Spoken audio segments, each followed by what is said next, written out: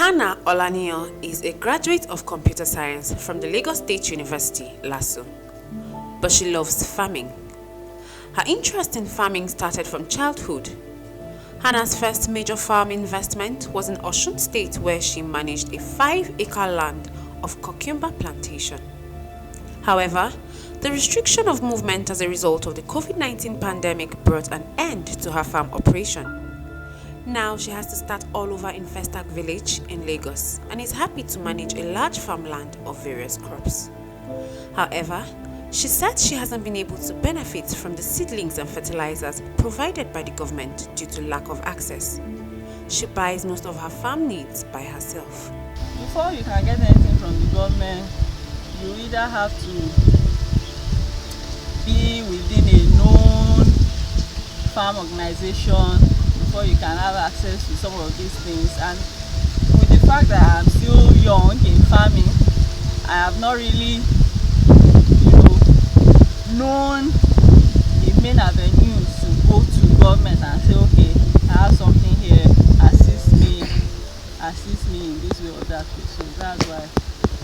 Flooding during the rainy season and drought during the dry season, Hannah said, have been her challenges regarding climate change in the country. The major challenge that we have here is water, because this place you are seeing now, we are very close to the river, and when it starts to rain heavily now, the river overflows into our farms and you have to let go of whatever it is that is on your land. Another challenge we have on the farm is when it's not flooded, you need to go and source for water from the river nearby.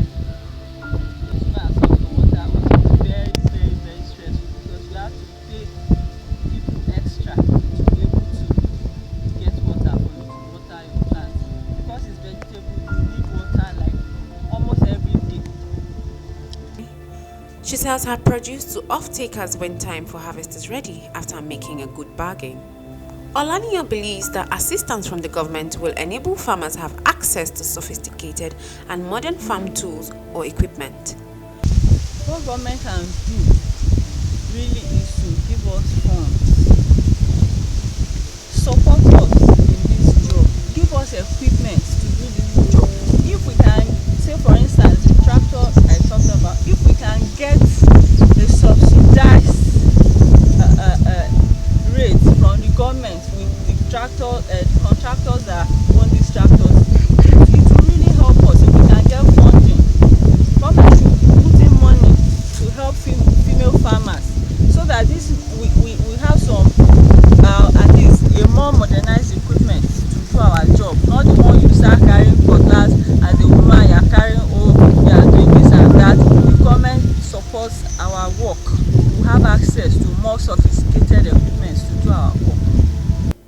In October 2019, the federal government launched the National Gender Policy in Agriculture (NGPA) to give women farmers across the country more access to farming inputs and enhance their participation in the agricultural sector.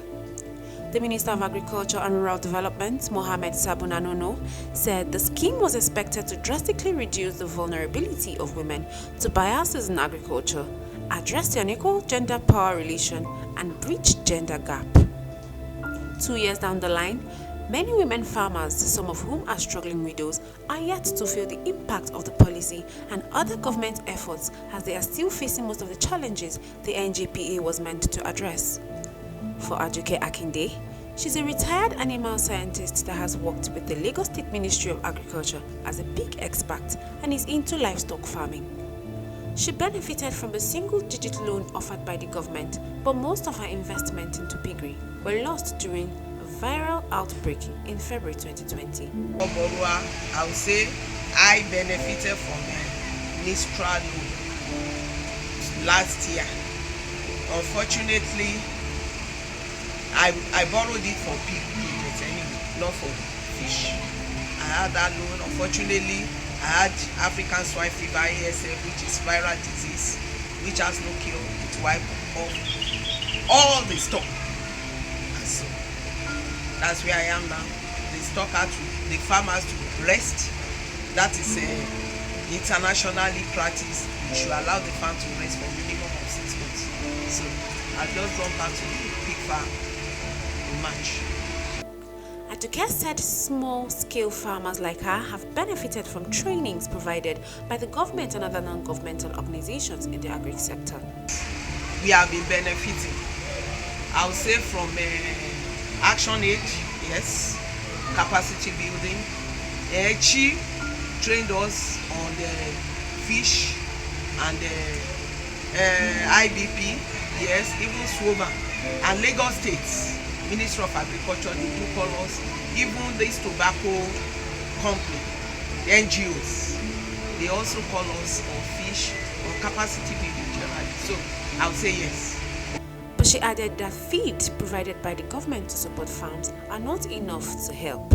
I would say last year I collected 2 bags of pig feed. So you can see it's just a pinch of salt in an ocean, or just taking a spoon of water from the ocean. So it doesn't really go anywhere, because we know feed is like 85% cost of our production in livestock. So if anybody that wants to assist in feed, we must really come up with something substantial. She said the cost of feed is beyond the expense of most small-scale farmers, and as a result, a lot of farmers are dropping out of business.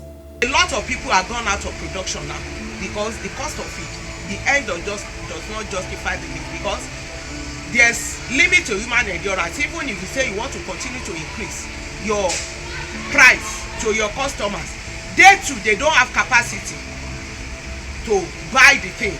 So invariably, when they cannot afford it, they leave it for you. So a lot of people, they have let livestock. Are you talking of poultry? Are you talking of fish? Are you talking of pig? A lot of people, they have left their farms because of cost of feed. Meanwhile, Oyetunde Oluwatosin is an aquaculture and poultry farmer. Unlike the retired animal scientist that benefited from government trainings, Oyetunde has been able to equip herself through other means. She said she hasn't been able to access the government-backed ICIR loans despite fulfilling the necessary requirements, noting that the government support is yet to reach her. I have cooperative body like Obonge, has given us a lot of training. They recommended us for some training, you understand, some seminars, and it's been a wonderful one. Even I've gone through a lot of their programs. Until now, I'm not granted. Why? I don't know. All the things that they said we should do, we piled everything up. We were expecting them to call us. In fact, we have gone as far as to CBN for interview. Till today, have not seen anybody call me. I don't know what criteria they are using to select people. Okay. They've always been giving us a lot of programs. And when they want to collect the information, farmers information, that's all we know. And when it's died down, that they don't talk about it again, we don't understand. Till today, everything I have today are my self-help and from the help from my cooperatives when I go to them for loan. Nothing from the government. Oyetunde is also into milling of animal feed and said sourcing for raw materials is scarce and expensive. This is making the production of feed to be at a higher cost. She said she has not been able to expand her farm due to lack of funds, but believes that with government support, she would be able to increase her farm produce and provide employment for others. The little I could do now is what I can raise by myself. But if I have a help, I'm just beside canal here. I have almost more than a plot. Just lining up there, doing nothing, fallow. If government could help somebody like us, definitely that has interest in what we are doing, we will extend, because I'm beside the canal, I can drain out my used water straight into the canal without disturbing anybody, without any environmental problems, you understand? So if we are being given a good help, there will be more employment even to some people that are, or young ones that are walking down the street. If my farm is extended to that canal, it's going to be a wonderful one. I can extend my poultry farm, I can extend my fish farming into that place and employ more people. The fish farmer also stated that climate change has also affected her farm, especially at the beginning of the rainy season. The only time I just know is that probably when the rainy season is about to begin after the drought, the water table changes. Okay. So in form of pH of water, Okay. you have some changes. You have some changes in the water that you put into your fish. So if you are not careful, you have pH problem, especially for those that breathe, or when we first take the small fingerlings to stock into your pan. So if you don't put every parameter into place, you might lose everything that you have worked for at that stage. Objective 6 of the Executive Summary of the NGPA is anchored on the need to mainstream gender into climate change, mitigating and adapting strategy for smallholder farmers against the global emergency. Laudable as the above sounds, many of the women are yet to benefit from it. As a matter of fact, today, many of them have helplessly watched as nature deals deadly blows to their investments.